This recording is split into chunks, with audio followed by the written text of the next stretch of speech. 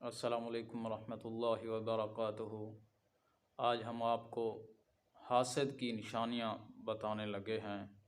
نشانیاں واضح ہوتی ہیں جس سے آپ سمجھ سکتے ہیں کہ کون شخص آپ سے حسد کر رہا ہے، جس میں فرسٹ آف آل یہ ہے کہ حاسد آپ کے سامنے جیسے ہی آئے گا تو اس کا رنگ بدل جائے گا، اس کی آنکھیں پھر جائیں گی۔